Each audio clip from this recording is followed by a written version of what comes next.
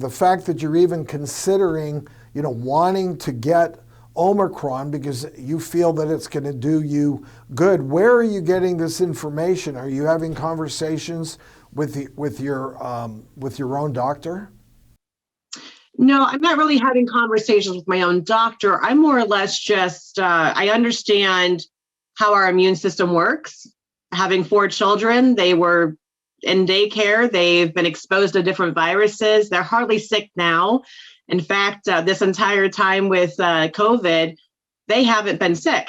So I have just, I've just considered, my own immune system, just trusting that science that has never changed. What you're suggesting is putting yourself at risk of serious illness or death. I eat organic. I eat very healthy.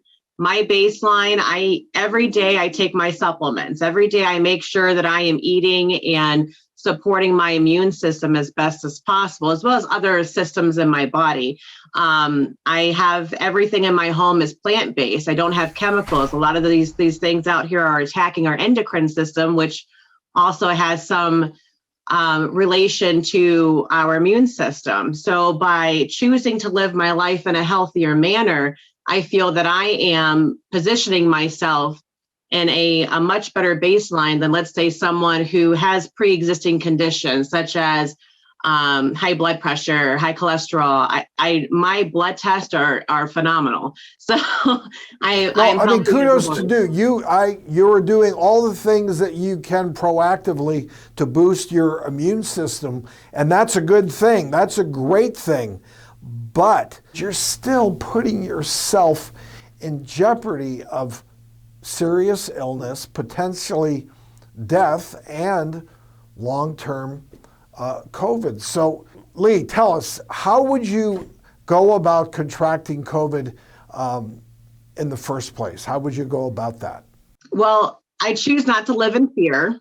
So what I do is I go out and about in my normal, I go grocery shopping without a mask. It's already been proven, unless you have an N95 mask on, the masks that most of us are wearing really are not effective. I took the train to Chicago and spent some time on the Chicago subways. And then I also went on vacation to Florida for 10 days with my children. And, we were on an airplane, to and from. So it was a very nice experience. We're living life, and I don't have a fear. Some people do have stronger fears of death or all of these risks that you're mentioning are associated with this. But then on the flip side, we also see that there are side effects of the vaccine as well that are not favorable. And again, because of the history we've had with my family, and then also we haven't seen this. I'm one of those, just we haven't seen it long enough out to see the true effects of this. So this is my body, and I like to choose what I am exposing myself to. I mean, Leigh, I get the sense you have your views, and we don't agree with them, but we respect them. You have them, you're living by them, is fine. But Leigh, how would you feel if you contracted COVID because you're not actively trying to avoid it, you haven't been vaccinated?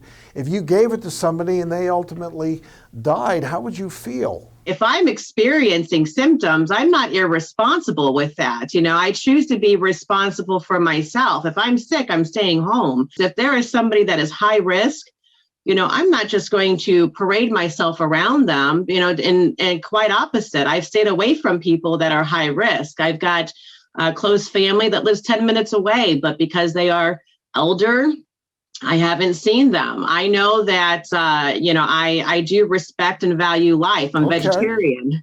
So well, I'm glad to hear that. And just, Leigh, I need to make the point. I don't want people to lose sight of the fact that you can be basically asymptomatic, have COVID, and be giving it to other people. But I'm glad to hear that you are being vigilant when it comes to people close to you that are older, that may have ongoing medical issues that would put them at higher risk of more significant disease.